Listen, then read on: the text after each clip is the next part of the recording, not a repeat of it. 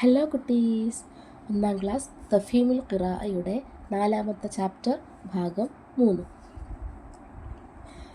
ഈ ഒരു ഫ്രൂട്ട് കഴിച്ചിട്ടുണ്ടോ എല്ലാവരും? നമ്മൾ സാധാരണ ഇതിൻ്റെ ഡ്രൈ ആയിട്ടുള്ളതായിരിക്കും കഴിച്ചിട്ടുണ്ടാവുക. എന്താണ്? അത്തിപ്പഴം. നമുക്ക് ചാപ്റ്ററിലേക്ക് പോകാം.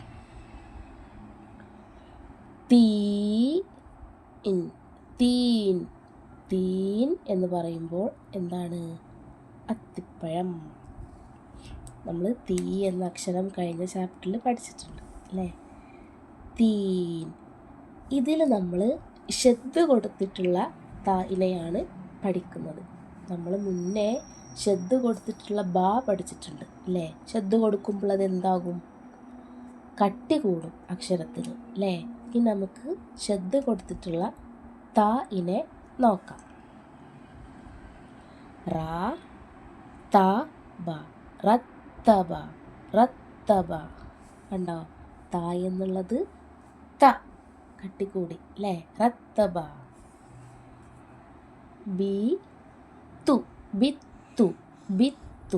റത്തബ ബിത്തു. റത്തീബ്.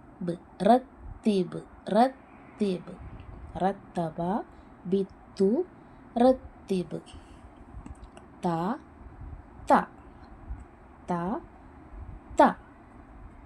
തു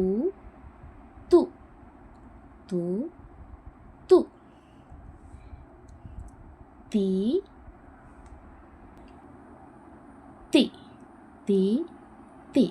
ത തു തി തി. കട്ടിക്കൂട്ടി നമ്മൾ ശബ്ദ കൊടുത്തിട്ട് അല്ലേ? ത താ താ തി തീ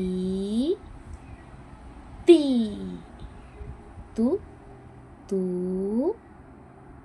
തൂ.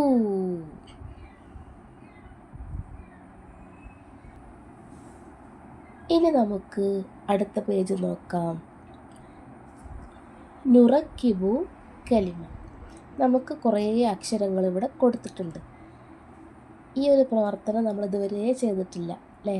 3 ചാപ്റ്ററുകളായിട്ട് നമുക്ക് ഈ ഒരു പ്രവർത്തനം വന്നിട്ടില്ല. എന്താണ്? കുറേ അക്ഷരങ്ങൾ ഇവിടെ കൊടുത്തിട്ടുണ്ട്.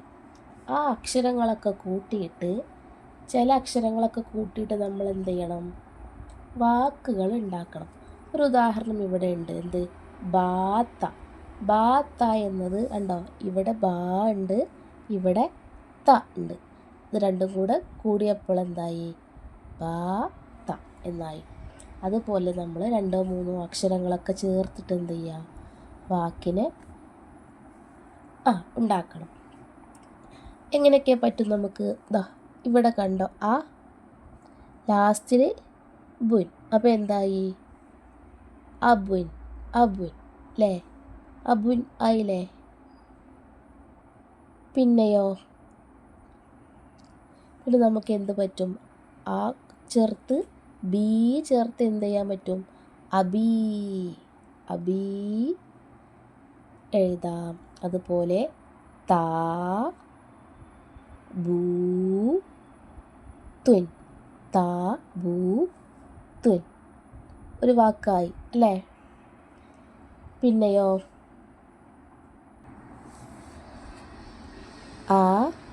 അതാബ. അതുപോലെ ഇപ്പോൾ നമുക്ക് 4-5 വാക്കുകൾ നമ്മളിപ്പോൾ പറഞ്ഞു അല്ലേ? നമുക്ക് 3 വാക്കേ ഇനിയും കൂടെ ഇവിടെ എഴുതി കൊടുക്കാനുള്ളൂ. അപ്പോൾ എന്ത് ചെയ്യാം? കണ്ടെത്തിയിട്ട് അവിടെ ചേർത്ത് കൊടുക്കാം. നെക്സ്റ്റ് എന്താണ്?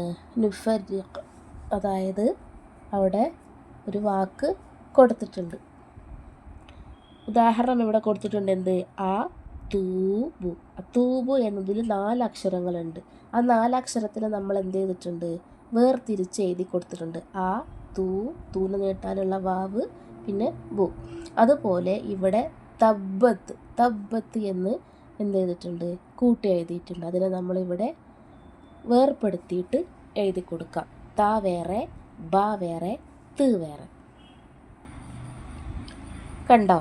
ത ബ ത് തബ്ബത്ത്. അതുപോലെ തിരിച്ചിട്ട് എന്ത് ചെയ്യാം, നമുക്ക് എഴുതി കൊടുക്കാം. വീണ്ടും വരുന്നത് അതുപോലെ തന്നെയാണ്. ഇവിടെ എന്ത് ചെയ്തിട്ടുണ്ട്, പിരിഞ്ഞിട്ടുള്ള അക്ഷരങ്ങളാണ്. ഓരോ അക്ഷരങ്ങൾ വേറെ വേറെ ആക്കിയാണ് കൊടുത്തിട്ടുള്ളത്. അതിന് നമ്മൾ എന്ത് ചെയ്യണം, കൂട്ടെഴുതണം. ഉണ്ടോ, തു ബ് തു, ഈ 3 അക്ഷരം കൂട്ടിയിട്ട് തുബുത്തു, തുബുത്തു എന്ന് എന്ത് ചെയ്തു, കൂട്ടെഴുതി. അതുപോലെ ഇവിടെ എന്ത് ചെയ്തിട്ടുണ്ട്, ബ, പിന്നെ ഒരു അലിഫുണ്ട്, പിന്നെ താ ഉണ്ട്, പിന്നെ ഒരു വാവുണ്ട്, അലിഫുണ്ട്. ഇതിനെ നമ്മൾ എന്ത് ചെയ്യും, നീട്ടി എഴുതണം അല്ലേ. ബായിനോട് കൂടെ അലിഫ് കൂട്ടിയാൽ എന്താകും, ബാ ആയി. തായിന് വാവുണ്ട്, അപ്പോൾ എന്തായി, തൂ. എങ്ങനെ എഴുതാം, കണ്ടോ, ബായിനോട് കൂടെ നമ്മൾ അലിഫിനെ ചേർത്തു, തായിനോട് കൂടെ വാവിനെ ചേർത്തു, അലിഫ് ലാസ്റ്റിലും കൊടുത്തു. എന്തായി, ബാ തൂ, ബാ തൂ.